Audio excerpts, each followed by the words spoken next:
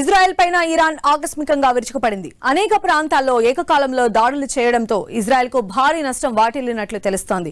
ముఖ్యంగా Tel Aviv నగరంలోని సైనిక బంకర్లు, కీలక విద్యుత్ కేంద్రాల లక్ష్యంగా ఈ దాడులు జరిగాయి.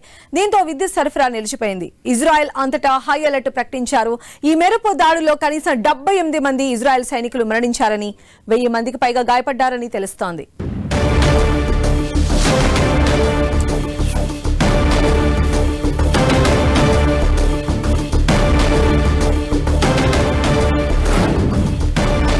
వార్ బ్రేకింగ్ లో అప్డేట్. జెరూసలేం నగరాన్ని లక్ష్యంగా చేసుకుని బాలిస్టిక్ క్షిపణులతో దాడికి తెగబడింది ఇరాన్. వరుస క్షిపణి దాడులతో తూర్పు జెరూసలేం ప్రాంతంలోని పలు భవనాలు దెబ్బతిన్నాయి. ఈ దాడుల నేపథ్యంలో ఇజ్రాయెల్ అంతటా ప్రమాద హెచ్చరిక సైరన్లు మోగాయి. మరోవైపు ఉత్తర ఇజ్రాయెల్ ను లక్ష్యంగా చేసుకుని వచ్చిన ఒక క్షిపణిని ఇజ్రాయెల్ రక్షణ వ్యవస్థలు విజయవంతంగా అడ్డుకున్నాయి.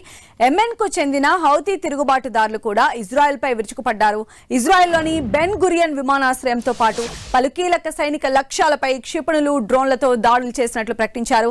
ఇరాన్ సైన్యం లెబనాన్ కు చెందిన హెజ్బుల్లాతో కలిసి ఈ దాడులు నిర్వహించినట్లు హౌతీలు పేర్కొన్నారు.